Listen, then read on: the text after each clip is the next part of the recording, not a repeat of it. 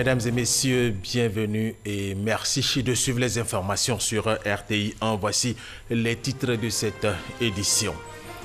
Le président de la République, Alassane Ouattara, a regagné Abidjan hier vendredi après avoir pris part à l'édition 2018 du Hajj en Arabie Saoudite. Il a été accueilli à son arrivée par plusieurs personnalités. De nombreux Ivoiriens qui ont effectué le déplacement. Le chef de l'État a exprimé sa joie de regagner le pays et surtout sa fierté d'avoir accompli ce rituel religieux.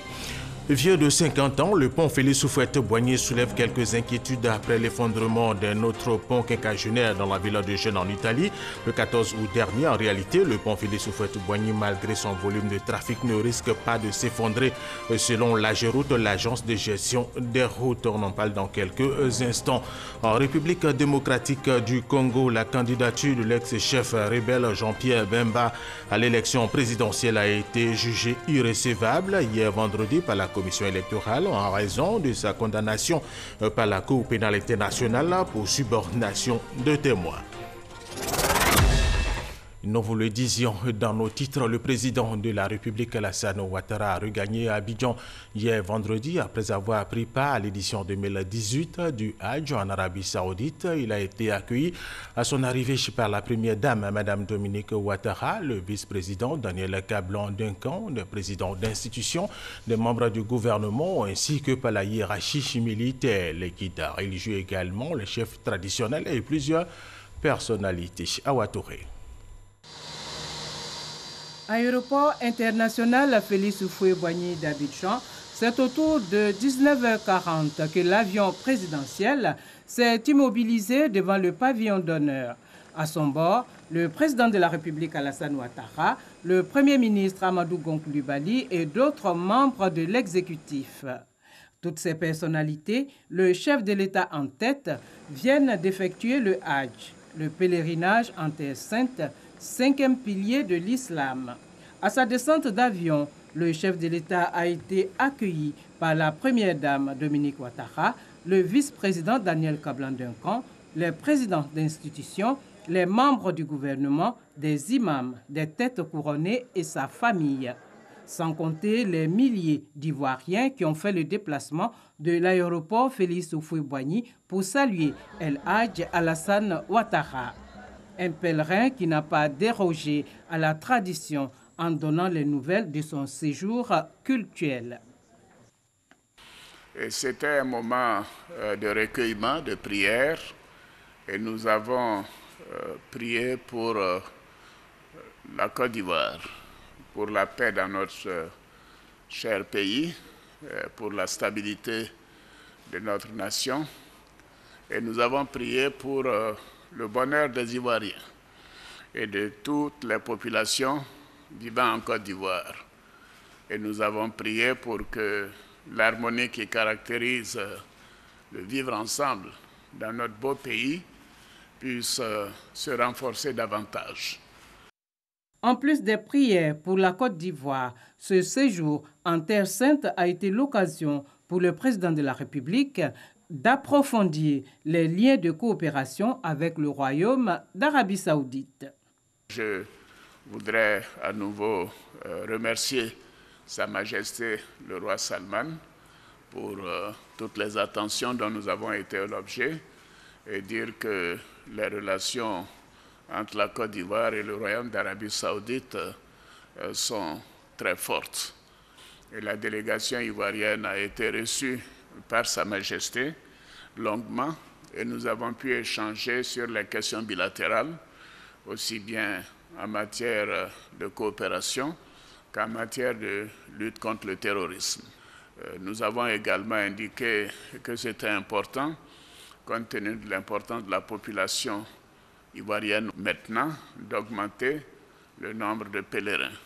Sa Majesté a donné son accord et a donné des instructions pour que cela puisse être examiné assez rapidement. Et je voudrais rendre hommage à Cheikh Fofana pour l'important travail qui est fait par le COSIM pour faire en sorte que le pèlerinage en relation avec le gouvernement s'organise dans d'excellentes conditions et dans la discipline.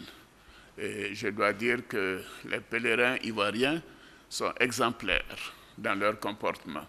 Et cela, donc, nous devons le mentionner. Et cela fait l'objet d'ailleurs de plusieurs distinctions. Le pèlerinage en Terre Sainte, 5e pilier de l'islam.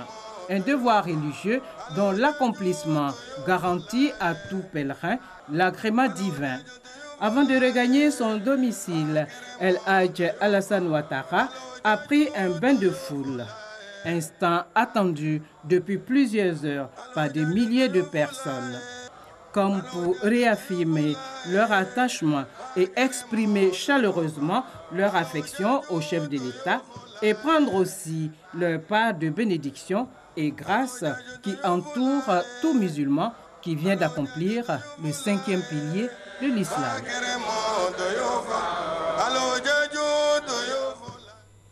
Et voilà, plusieurs personnalités ont effectué le déplacement pour accueillir le chef de l'État ivoirien El Hadj Alassane Ouattara. Elles sont heureuses de revoir le président qui est allé à la Mecque accomplir le 5e pilier de l'islam. Nous les écoutons. J'ai pris que son pèlerinage soit un pèlerinage agréé pour lui, pour sa famille et toute la Côte d'Ivoire. Et que ce pèlerinage-là soit le chemin de l'entente et de la paix, plus en Côte d'Ivoire. Nous pensons que ce pèlerinage va apporter beaucoup d'apaisement. Déjà, même avant de partir à la Mecque, vous voyez les actes qu'il a posés, qui vont dans le sens de l'apaisement et de la réconciliation nationale. Donc nous pensons qu'Inch'Allah, ce pèlerinage va booster encore la paix sociale et la quiétude en Côte d'Ivoire, Inch'Allah. À quelques semaines des échéances électorales, combinées élections municipales et régionales, il était important que le chef de l'État se retire et qu'il parle au Seigneur, qu'il prie et qu'il présente le cas de la Côte d'Ivoire au Seigneur Tout-Puissant dans une terre assez sainte pour que ces échéances se produisent dans de très bonnes conditions, mais aussi pour déverser cette grâce, la grâce divine, sur la Côte d'Ivoire tout entière. Il était donc impérieux que le corps du Christ et l'ensemble des guides religieux de Côte d'Ivoire, via le Forum national, soient présents pour accueillir dans la ferveur spirituelle le chef de l'État. Et puis chacun de nous, tout naturellement, devrait bénéficier de cette large couverture spirituelle qu'il nous apporte ce soir. Le président est parti avec toutes les prières des Ivoiriens dans le lieu saint, au pied de la Kaaba, pour demander pardon à Dieu pour nos incompréhensions. Et il revient avec les bénédictions pour qu'ensemble nous travaillons pour faire avancer la paix, pour faire avancer le pays. La gloire est à Dieu et nous remercions Dieu que notre président est un vrai croyant. Au moment où la Côte d'Ivoire a besoin de Dieu et d'aller au pèlerinage, beaucoup de prières là-bas, il est bon que nous venions vite pour l'accueillir, que les bénédictions qu'il a reçues ensemble nous donnent un peu, que nous continuons de faire la prière d'union, parce que sa baraka est ma faute. Donc c'est avec ça que nous venons le recevoir au nom du forum de confession religieuse avec tout le peuple de la Côte d'Ivoire. Nous nous réjouissons avant d'effectuer ce voyage, comme Dieu a dit, il faut pardonner. Il a pardonné à plus de 800 Ivoiriens. Donc vraiment, cela augure les lendemains meilleurs. Et nous sommes fiers en tant que musulmans de venir accueillir notre président. Il est allé en lieu saint pour implorer Dieu. Comme on le dit souvent, la Côte d'Ivoire est bénie de Dieu. Il allait implorer le Seigneur, il allait implorer Allah pour qu'il nous donne la paix, pour qu'il lui permette de travailler dans la paix pour les Ivoiriens que nous sommes. La mobilisation était au rendez-vous hier pour souhaiter la bienvenue au président de la République Alassane Ouattara à l'aéroport international Félix Houphouët-Boigny. Le constat d'Abou Sanogo.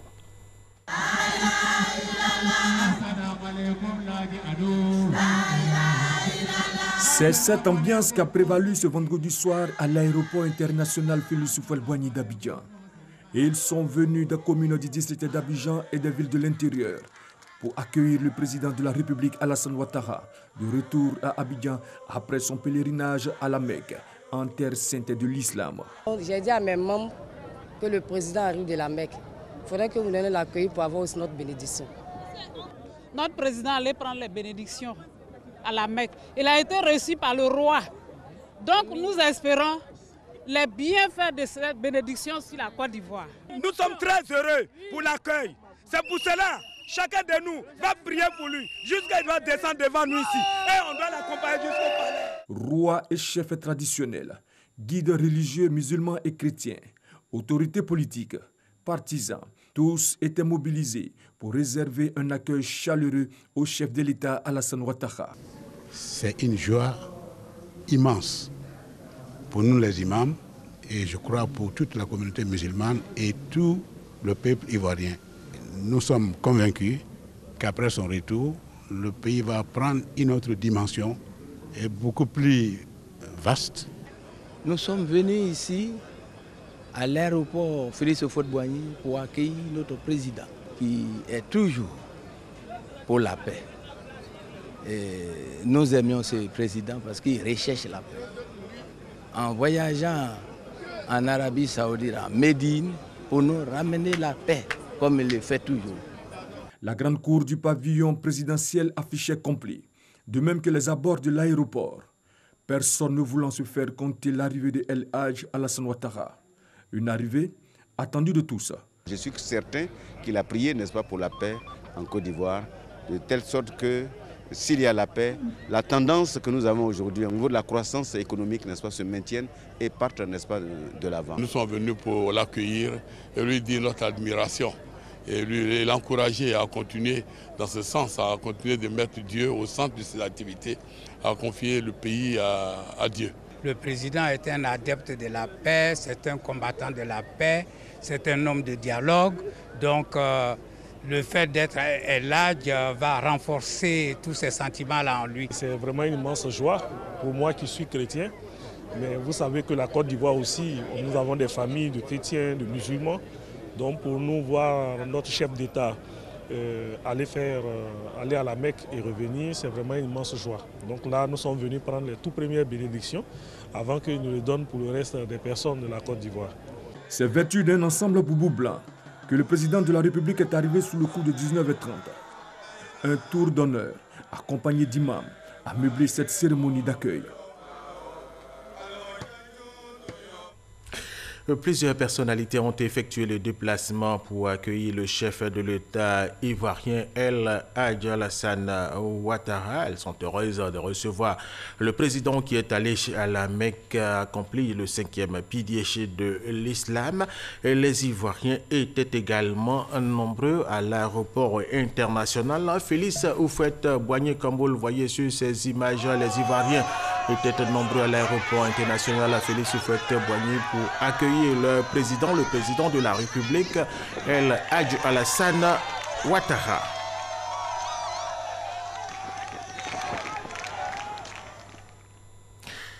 Autre information, à seulement quelques jours de la date officielle de clôture des dépôts des dossiers de candidature pour les élections municipales et régionales, la CEI présente le point de la situation. Le nombre de candidats ayant déposé le dossier jusqu'au jeudi 23 août est de 87 candidats indépendants inscrits dans 4 communes, Tiasalé, Ouélé, Ferkessé-Dougou et Yopougon.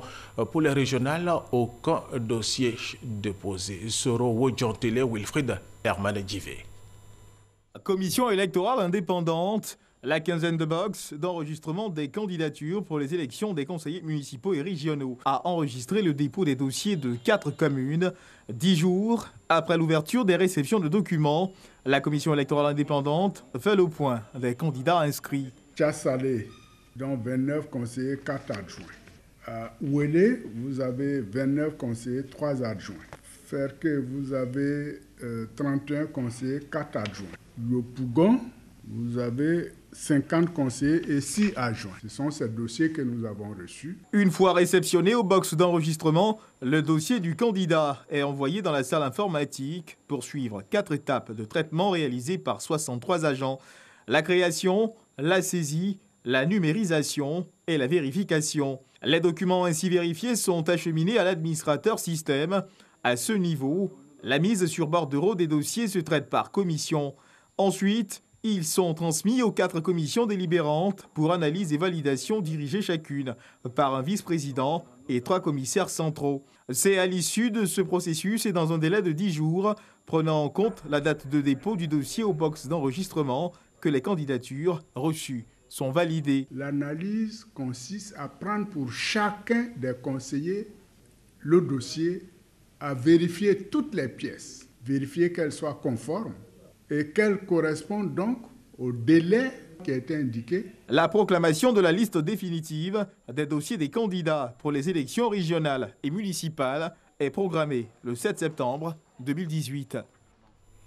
Et sachez qu'aucune prorogation du délai de fermeture des box d'enregistrement fixé au 29 août 2018 n'est envisagée par la CEI, en tout cas pas pour l'instant.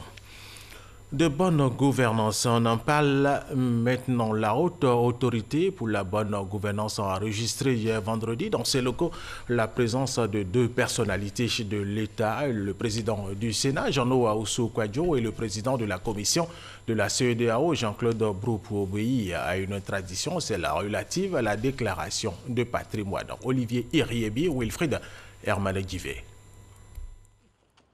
Jean-Noël Ahoussou, président du Sénat, et Jean-Claude Brou, président de la commission de la CEDEAO, viennent de déclarer leur patrimoine à la haute autorité pour la bonne gouvernance. Le président du Sénat se fait enregistrer pour la 3e fois afin de mettre à jour son fichier.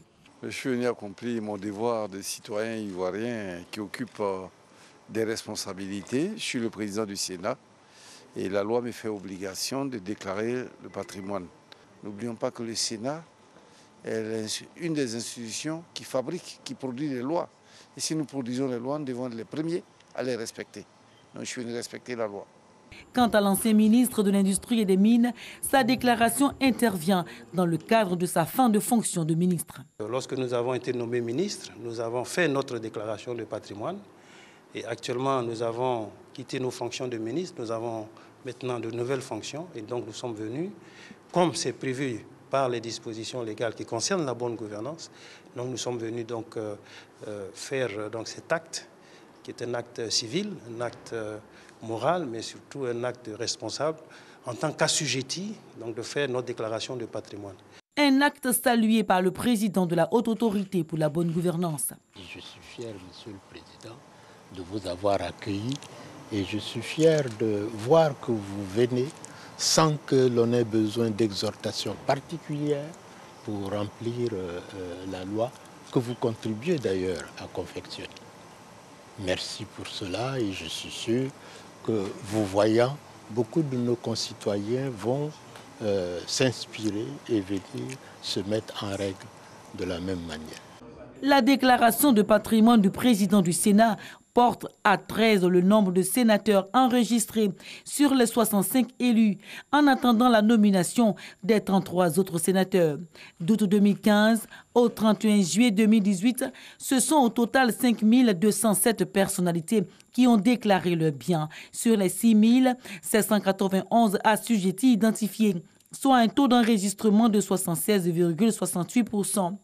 Sont concernés par cette prévention de lutte contre la corruption les présidents d'institutions, les membres du gouvernement, les membres du Conseil constitutionnel, les magistrats, les élus, les gouverneurs de district et les personnes exerçant de hautes fonctions dans l'administration publique ou chargées de la gestion des fonds publics. Elle s'inscrit dans la politique de bonne gouvernance initiée par l'État ivoirien dans la Troisième République. Un commentaire de Gabriel Zani, 2e grand titre de cette édition. Vieux de 50 ans, le pont Félix Houphouët-Boigny soulève quelques inquiétudes après l'effondrement d'un autre pont quinquagénaire dans la ville de Gênes en Italie le 14 août dernier. En réalité, le pont Félix Houphouët-Boigny, malgré son volume de trafic, ne risque pas de s'effondrer selon l'AGEROUTE, l'agence de gestion des routes. Mieux, en vue de prévenir tout risque, l'État de Côte d'Ivoire a lancé depuis quelques mois des travaux de réhabilitation de ce pont, nous dit Traoré Mahama. Mardi 14 août, la ville de Gênes en Italie est endeuillée par l'effondrement d'une partie du pont Morandi. S'étirant sur 1,18 km, ce viaduc haut de 45 mètres a été construit à la fin des années 60. Les causes de son effondrement restent pour l'heure difficiles à déterminer. L'effondrement d'un pont a des facteurs multiples. Ça peut être dû à une défaillance pendant la construction. Ça peut être dû à une défaillance au niveau des appuis, au niveau du tablier, au niveau même du sol, au niveau des fondations. Il y a beaucoup de facteurs. Donc, sans être au parfum du dossier, on ne peut pas d'emblée donner la cause de cet effondrement-là. Ce drame survenu en Italie interroge sur la solidité des ponts, comme ceux d'Abidjan. La capitale économique ivoirienne en compte 3 à ce jour, dont celui qui porte le nom du premier président ivoirien, le pont Félix Houphouët-Boigny. Long de 550 mètres au-dessus de la lagune ébriée, l'ouvrage relie les zones nord et sud d'Abidjan, en plus d'être l'une des principales voies de desserte de la zone portuaire. Autre particularité de ce pont, c'est qu'il assure à la fois circulation routière et ferroviaire grâce à ses caissons. Et cela depuis le 20 mai 1957, date de sa mise en service. 50 ans après, l'ouvrage présente quelques signes de vétusté et les usagers s'en inquiètent. Quand tu prends la lagune, en allant au pont, tu vas voir que les feux commencent à sortir, donc ça fait peur toujours, quoi. Quand tu passes dessus, ça fait bruit même. Le pont est fatigué. Quand on regarde déjà depuis le bas, on sent que l'équipement est vétus. Et quand on voit un peu ce qui s'est passé en Italie tout récemment, des pays aussi développés, des experts qui ont de l'expertise, ont déjà des ponts qui s'écroulent, on n'a qu'à s'inquiéter en Côte d'Ivoire. Pas d'inquiétude à se faire selon l'AGERoute, l'agence de gestion des routes. C'est elle qui assure depuis quelques mois la maîtrise d'ouvrage déléguée des travaux initiés par l'État en vue de réhabiliter le pont Félix Houphouët-Boigny. Le pont Félix Houphouët-Boigny a la particularité d'être rectiligne, posé sur des appuis fixes et des fondations. À l'état actuel, il résiste et il vit correctement.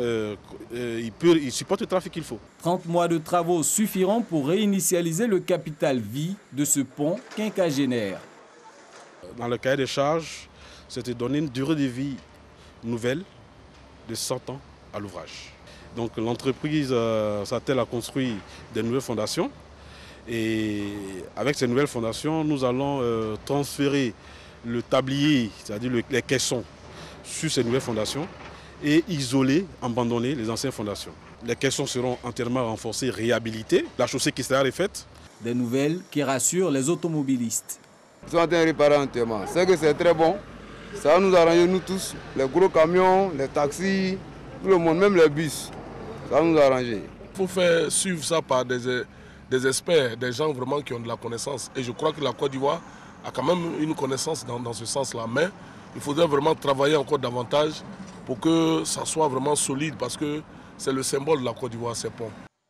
Les travaux de réhabilitation du pont Félix Houphouët-Boigny vont coûter 42 milliards de francs CFA, montant financé par la France dans le cadre du C2D, contrat de désendettement et de développement. La Côte d'Ivoire célèbre le 25 août de chaque année la journée nationale de la solidarité. Cela depuis décembre 2017. Nous allons écouter à ce titre la ministre de la Solidarité, Mariatou Okode. La Côte d'Ivoire, notre pays, célèbre le 25 août de chaque année depuis 2007 la journée nationale de la solidarité. Cette journée vise à conférer à la notion de solidarité toute sa dimension sociale en tant que maillon indispensable dans la chaîne du vivre ensemble. Elle vise également à magnifier les actes notables par lesquels des concitoyens ont contribué à la promotion et au renforcement de la cohésion sociale sur le double plan local et national. Chers compatriotes, notre pays a été éprouvé par des événements tragiques qui ont coûté la vie à plusieurs personnes et provoqué d'importants dégâts matériels. Il s'agit notamment des pluies diluviennes, de l'effondrement d'un immeuble en construction à Yamoussoukro, de l'incendie survenu à Grand Bassam et récemment de l'incendie survenu à Djivo.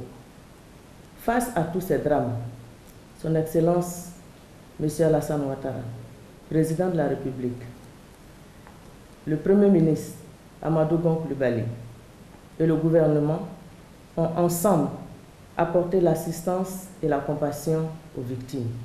À côté de l'État, la chaîne de solidarité créée si spontanément a vu la forte mobilisation et l'implication des structures partenaires de la Côte d'Ivoire au nom du président de la République, du Premier ministre et du gouvernement. J'adresse mes sincères remerciements et ma profonde gratitude à tous ceux et toutes celles qui, en ces circonstances douloureuses, ont apporté du baume au cœur de nos frères et sœurs en détresse. Le thème retenu pour l'édition 2018 de la Journée nationale de la solidarité, Ensemble pour une Côte d'Ivoire plus solidaire, est un thème qui nous invite à développer une culture de la solidarité qui renforce la cohésion sociale et l'unité nationale. Je voudrais avec vous remercier et féliciter Monsieur le Président de la République, Son Excellence Monsieur Alassane Ouattara, pour l'amnistie accordée à 800 personnes de la crise post-électorale. Il s'agit d'un acte de pardon, un acte qui marque sa ferme volonté de réconcilier les Ivoiriens, de renforcer la cohésion sociale et de créer les conditions de solidarité nécessaires pour aller ensemble, sans distinction d'une appartenance quelconque, à l'émergence à l'horizon 2020. Et cette notion et même cet esprit de solidarité, il faut le dire, a permis la mobilisation de fonds pour la réalisation d'infrastructures dans plusieurs localités du pays. C'est le cas du village d'Assandré dans le département de Sakassou. Kwadjo Kwame, Jean de Dieu Daniel, RTI Boaké. Regardez. Assandré, village de plus de 10 000 âmes, département de Sakassou. Ici, la maternité est en pleine réhabilitation. Les ouvriers très actifs pour respecter les délais de livraison de 2 mois. À quelques mètres de là, un château d'eau, le tout nouveau pour le village.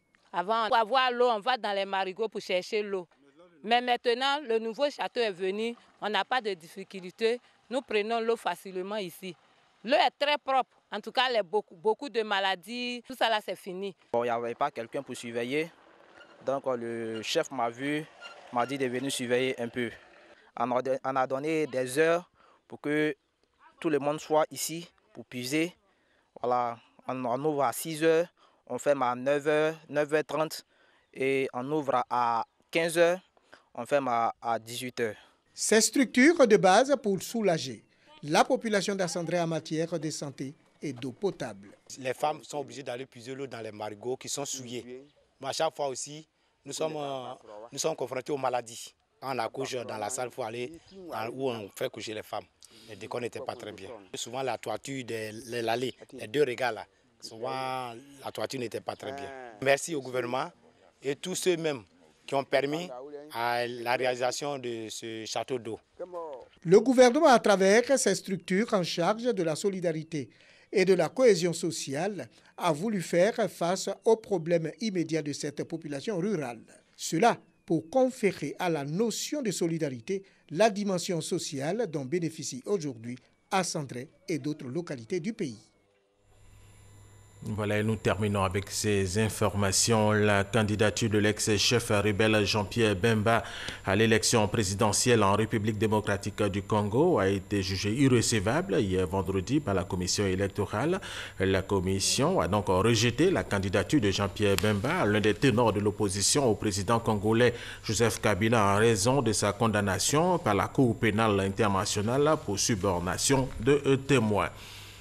Des milliers de réfugiés Rohingyas ont manifesté ce samedi pour réclamer justice à l'occasion du premier anniversaire de leur exode massif de Birmanie pour fuir les persécutions au Bangladesh voisin.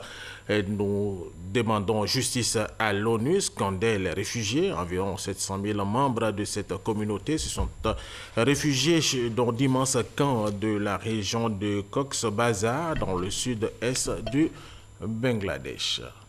Voilà, et c'est la fin de cette édition supervisée par Eva Michel Mambo. Merci aux techniciens, merci à vous de l'avoir suivi. Restez avec nous sur RTI1.